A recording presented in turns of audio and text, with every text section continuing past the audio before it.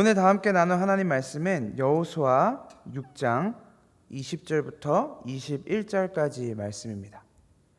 제가 가진 성경 구약 성경 327쪽에 있습니다. 여호수아 6장 20절에서 21절 두 절의 말씀을 한 목소리로 다 같이 읽겠습니다. 시작. 이에 백성은 외치고 제사장들은 나팔을 불매 백성이 나팔 소리를 듣는 동시에 크게 소리질러 외치니 성벽이 무너져 내린지라. 백성이 각기 앞으로 나아가 성에 들어가서 그 성을 취하고 성중에 있는 것을 다 멸하되 남녀노유와 우양과 나귀를 칼날로 멸하니라. 아멘. 요즘 성도님들의 삶이 어떤지 궁금하기 시작해졌습니다. 이 코로나가 다시 수도권 중심으로 퍼지면서 모이지 못한 시간이 벌써 한 달 정도 흐른 것 같습니다. 이 코로나 방역 단계가 2.5단계에서 2단계로 낮춰지기는 했지만 이 사회적 분위기나 각자의 환경이 그렇게 크게 달라진 것처럼 보이지는 않습니다. 2020년은 유례없는 시기를 우리 모두가 다 보내고 있습니다.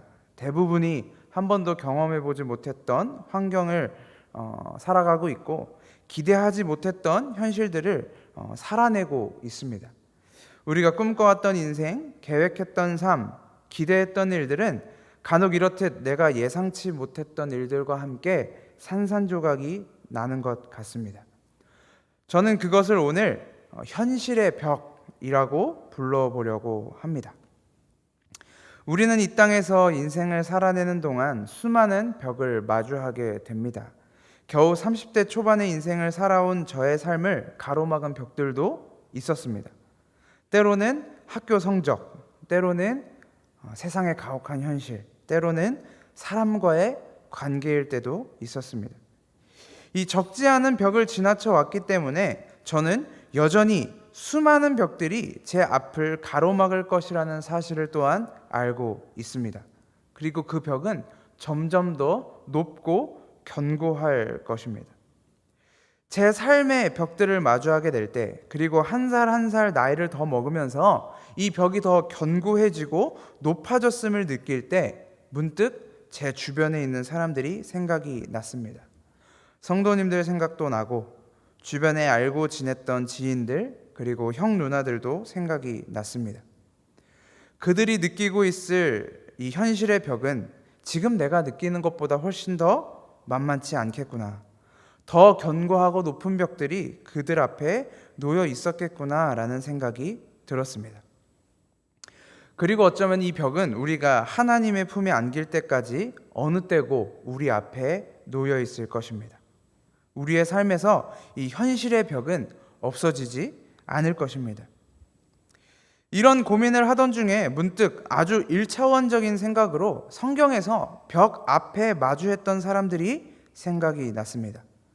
그들은 제가 현실의 벽이라고 묘사한 상황에 맞닥뜨린 것이 아니라 실제 벽을 마주했던 사람들이었습니다.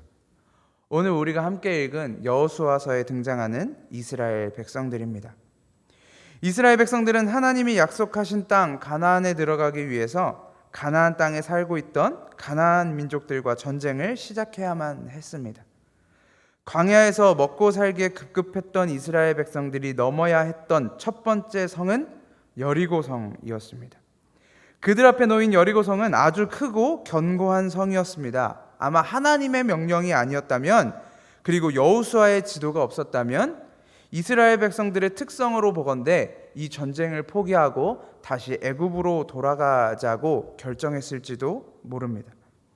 이렇듯 여리고성의 전투는 이스라엘 백성들과 아예 처음부터 게임이 안 되는 전쟁이었습니다.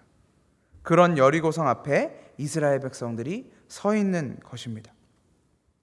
그리고 그 뒤에 어떤 일이 일어나는지는 굳이 설명드리지 않더라도 아마 대부분 알고 계실 것입니다. 하나님은 이스라엘 백성들에게 아주 기이한 방법으로 승리를 허락하셨습니다. 매일같이 성벽을 한 바퀴씩 돌고 마지막 날에는 7바퀴를 돌고 나서 나팔을 불며 함성을 질렀습니다. 그때 여리고의 성벽이 와르르 무너져 버렸습니다. 그 높고 견고해 보였던 성벽이 사람의 외침 속에서 그저 아무것도 아닌 것처럼 무너져 내렸습니다. 그 성벽을 믿고 그 안에 거주하고 있던 사람들은 이스라엘 백성들의 함성과 칼날에 모두 죽임을 당했습니다. 이스라엘 백성들의 가나안 점령 첫 번째 전투가 그렇게 끝이 납니다. 아주 기이하고 아주 신비한 승리를 맛보게 되었습니다. 이스라엘 백성들이 얻은 승리는 우리 눈에도 아주 좋게 보이고 또 흥미로워 보이기도 합니다. 그런 승리가 때로는 우리의 삶에도, 현실을 살아가고 있는 우리의 삶에도 일어나서 아주 기적적이고 극적으로 우리의 삶이 변화되고 내 앞에 벽들이 무너져 내리는 것을 상상하며 기대해 볼 때도 있습니다. 그리고 때로는 하나님이 그렇게 일하시는 것처럼 보이기도 합니다. 때로는 이 사람의 간증, 때로는 저 사람의 간증을 들어보면 하나님이 정말 여리고성을 빙글빙글 돌다가 그 성벽을 무너뜨리신 것 같은 일들이 현실에서도 일어나는구나 라는 생각이 들 만한 이야기를 때로는 듣게 되기도 합니다. 하나님, 나의 삶도 그런 기적 같은 일들로 채워주십시오. 기도하고 부르짖을 때도 있습니다. 그러나 내 앞에 여전히 현실의 벽이 견고하게 서 있습니다. 무너질 기미도 보이지 않습니다. 현실의 벽에 금이 간 것도 보이지 않고 물 셀 틈 없이 빡빡하게 견고하게 서 있기만 합니다. 하나님은 나의 벽을 지켜보지 않으시는 걸까요? 하나님이 나에게는 관심이 없으신 걸까요? 우리는 현실의 벽 앞에서 우리의 삶을, 그리고 하나님이 우리에게 주시는 말도 안 되는 기이한 승리가 무엇인지를 묵상해 보아야 할 것 같습니다. 이스라엘 백성들의 삶을 다시 한번 들여다볼까요?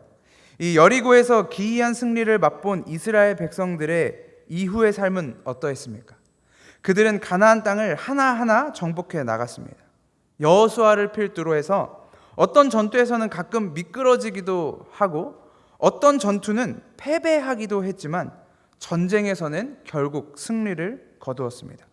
위풍당당한 모습으로 승승장구하며 전진해 나갔습니다. 그렇게 전진해 나갔던 그들의 역사에는 여전히 새로운 벽들이, 그리고 더욱 견고한 벽들이 세워져 가기 시작합니다. 그들은 가나안 땅을 정탐하면서 수많은 성벽들을 부수고 무너뜨리면서 앞으로 전진해 나갔지만 그들은 그들의 생각 속에, 그들의 마음 속에서 더욱 견고하게 세워져 가고 있던 성벽들은 보지 못하고 느끼지 못했던 것 같습니다. 그들이 승리에 도취하면서 한 성읍씩 차지하면서 나아가고 있을 때 그들의 영혼은 도리어 가나안의 우상들에게 자리를 빼앗기고 있었습니다. 승리를 주시는 하나님의 이름을 의지하여 성벽을 부수며 전진했던 그들 앞에 놓인 하나님의 평가는 너희가 간음하였다 였습니다. 그들은 그렇게 하나님으로부터 멀어졌습니다. 그들은 하나님보다 가나안의 우상들을 더 사랑하기 시작했고 하나님의 말씀보다 세상의 이야기가 더 재밌어지기 시작했습니다. 그들은 도무지 하나님을 바라볼 생각을 하지 않았고 그렇게 그들은 사망의 그늘에 앉아서 왕노릇하기 시작했습니다. 하나님은 오늘도 우리 삶에 현실의 벽들을 세우고 계십니다. 혹시 성도님들 중에는 하나님은 왜 내 앞에 놓인 현실의 벽에 관심이 없으신가요? 하나님은 왜 나를 지켜보고 계시지 않나요? 라고 생각하시는 분이 혹시 있으신가요? 하나님은 결코 그렇지 않습니다. 하나님은 우리 앞에 놓인 현실의 벽에 관심이 없으실 수 없고 나를 지켜보고 계시지 않을 수도 없습니다. 그 이유는 우리 앞에 놓인 현실의 벽을 하나님이 친히 놓으시기 때문입니다. 이스라엘 백성들의 삶을 한번 묵상해 볼까요? 그들이 애굽에서 노예라는 벽 앞에 맞닥뜨렸을 때 하나님은 그들을 모르셨을까요? 그 사실을 알지 못하셨을까요? 이미 하나님께서는 아브라함에게 너의 자손은 이방에서 객이 될 것이고 4대 만에 약속의 땅으로 돌아올 것이라고 언약하셨습니다.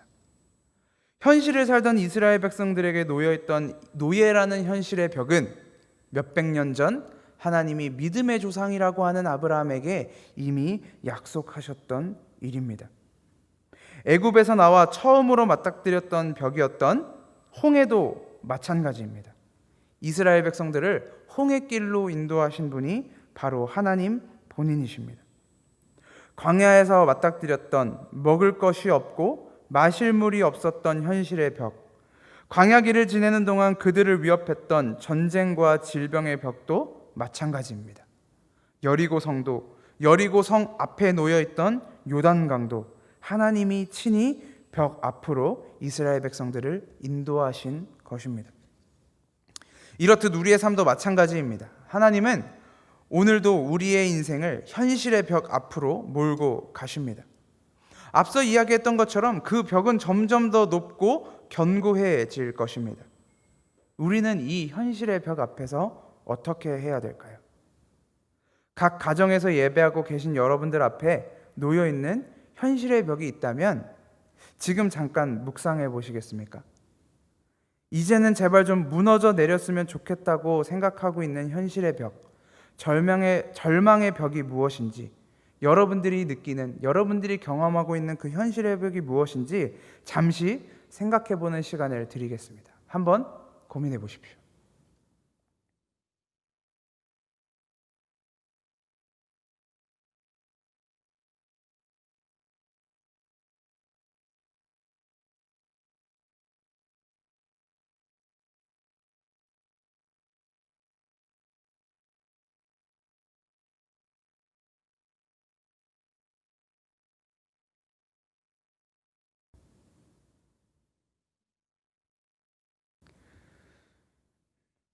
고민해 보셨나요?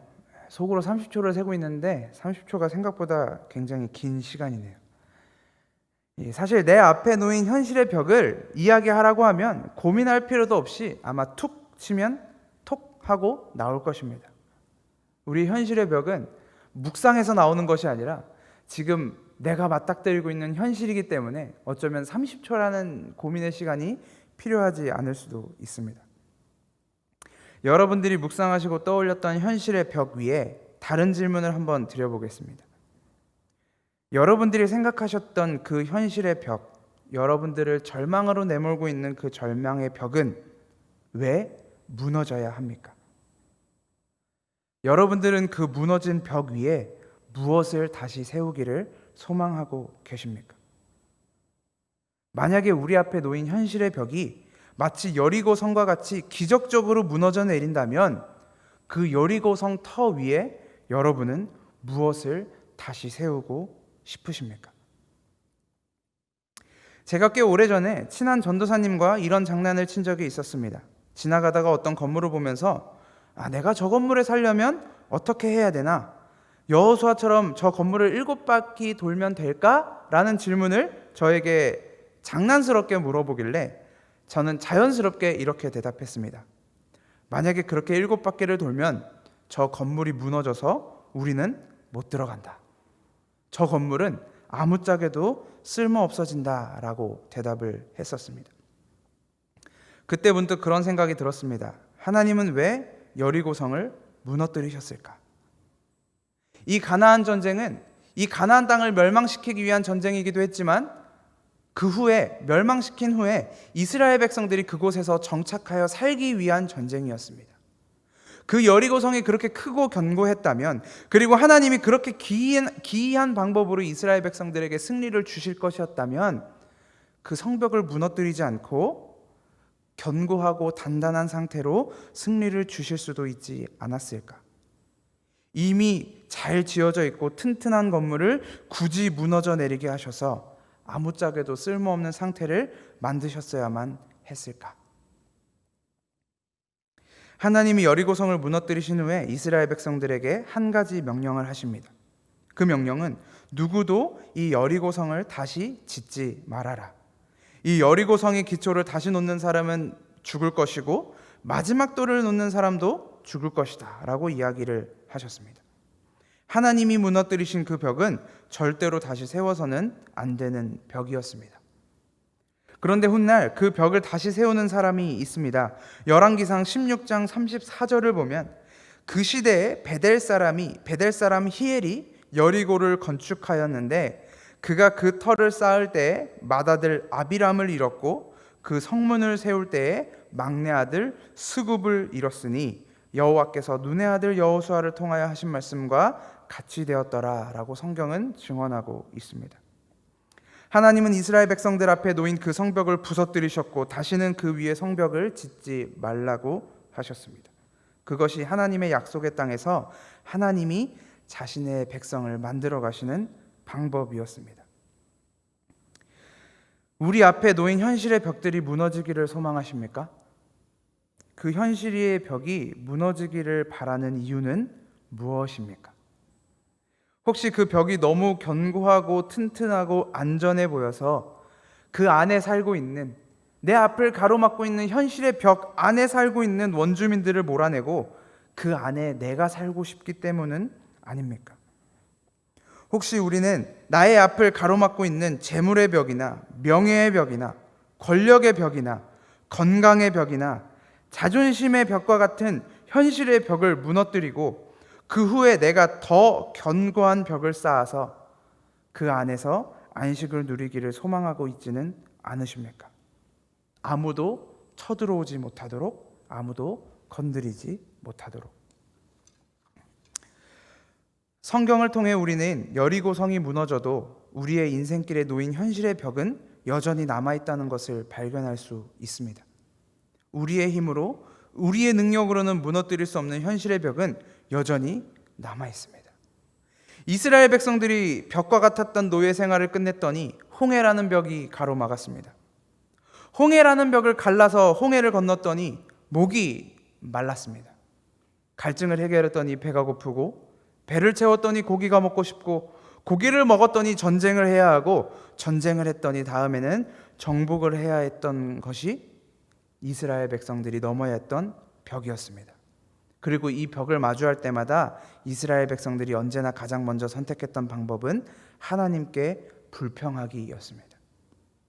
하나님은 그들 앞에 놓인 문제들을 하나하나 해결해 주셨습니다.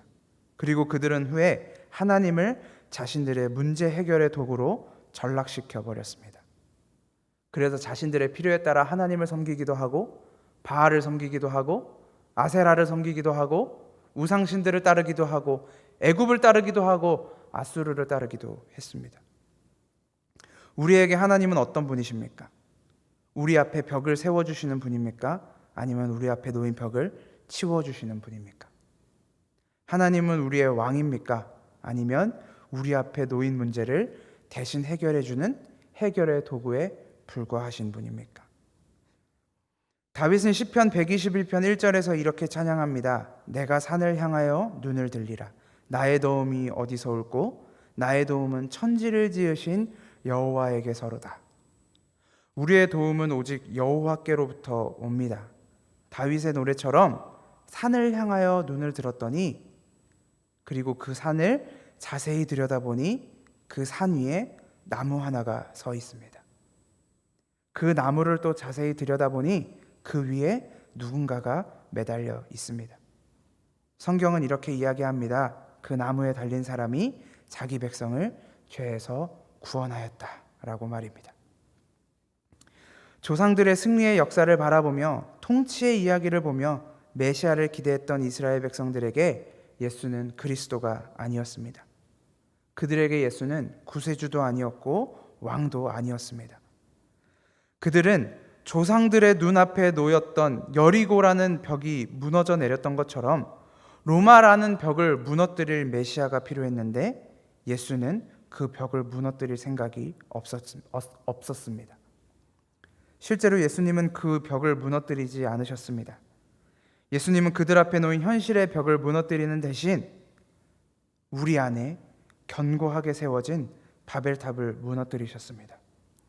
십자가 위에서 우리의 죄를 모두 자기의 것으로 가져가시고 자기의 것, 하나님 안에서 완전한 거룩함을 우리에게 선물로 주셨습니다.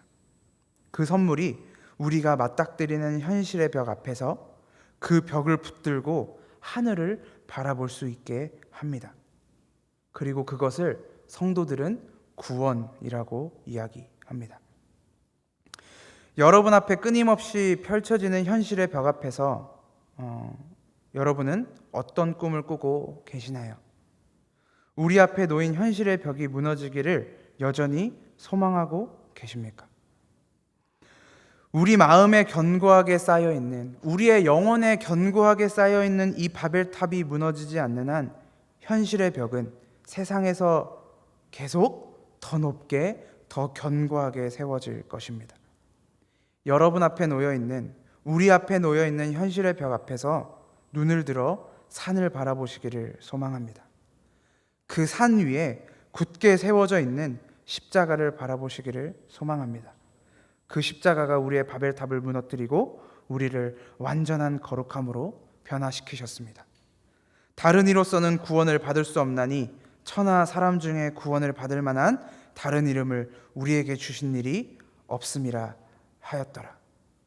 예수의 이름이 이 땅에서 우리가 붙들고 바라볼 수 있는 유일한 구원이심을 기억하시며 오늘도 십자가 안에서 승리하는 저와 여러분이 되시기를 주님의 이름으로 소망합니다. 함께 기도하겠습니다. 오늘도 살아계셔서 우리와 함께 계시고 우리 앞에 놓인 현실의 벽들을 마주하게 하심을 감사합니다.